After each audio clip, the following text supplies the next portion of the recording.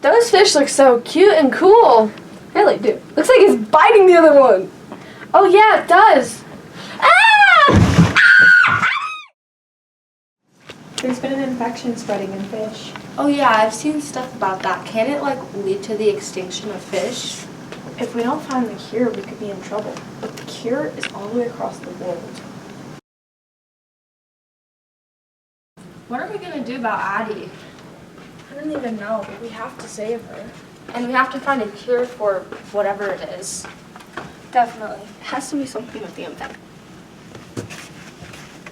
Oh my gosh, what is that?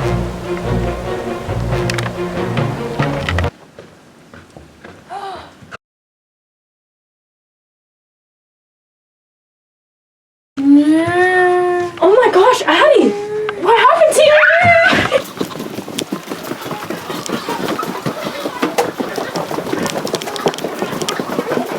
What are we gonna do? I don't know. Did you see that like masking that was on top of Cameron? Yeah, I think maybe we should get that and take it to the lab. I think so too. That's a good idea. Maybe we'll be able to find the cure that way. What's that?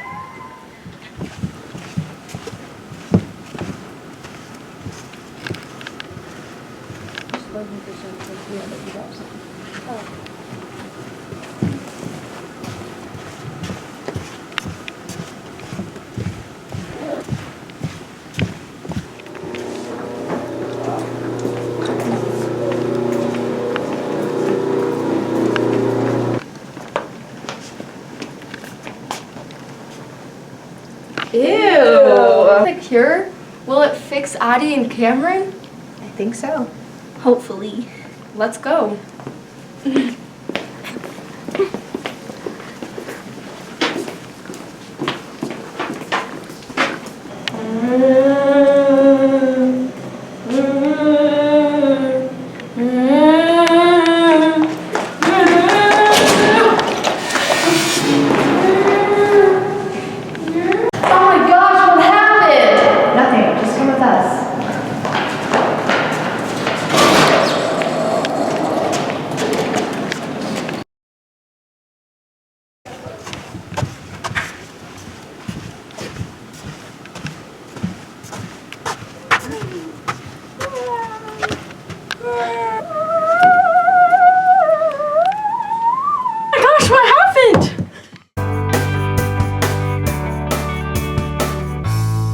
What do you think was your best project?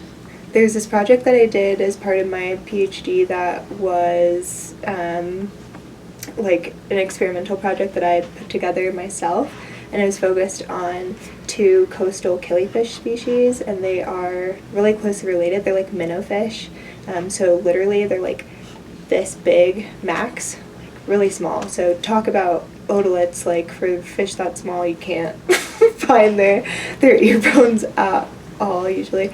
But yeah, I was looking at low oxygen tolerance in these two species because they are species that occupy salt marshes, which throughout the day go through changes in oxygen concentration because of the changing tide levels, as well as the temperature of the environment. It's like salt marshes are really cool because they're environments that are constantly in flux and constantly changing, so all of the organisms that you find there are going to be really tolerant of like extreme conditions.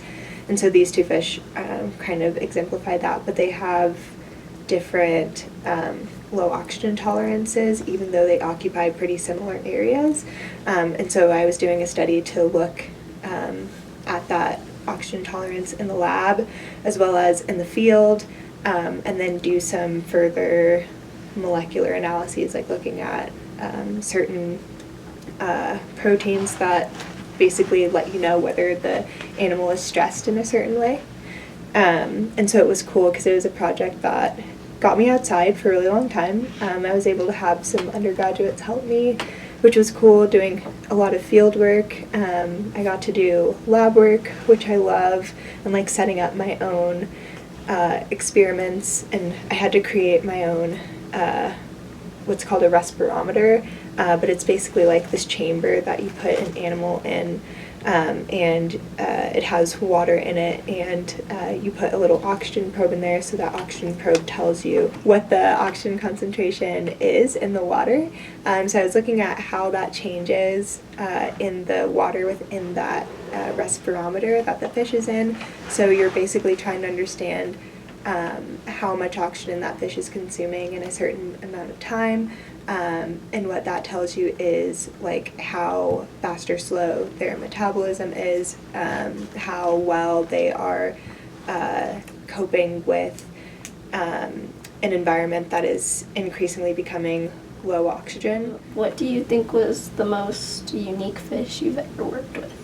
2 shark species for like this chapter that was trying to understand high temperature effects on growth of these 2 shark species and looking at the juvenile life stages of each species, so like really that first early period of these species' lives. And I was looking specifically at temperature impacts on their muscle growth, so like skeletal muscle. But I think I'm not going to say that either one of them was the most interesting, because I think both of them were kind of really interesting, because one of them, they're both from Australia, and one of them is called the epaulet shark, and it is endemic to Great Barrier Reef. But yeah, I think it's really cool because it is also really tolerant of low oxygen conditions and like extreme heat, and it lives in the Great Barrier Reef, and so it's able to like navigate through environments that are just really intense for a lot of other animals. That was my fault, guys. You guys are both. I heard that. Addie, stop recording. I'm not recording. I know you're recording. There's no button. I literally just saw the red bar. Time at the line. Go.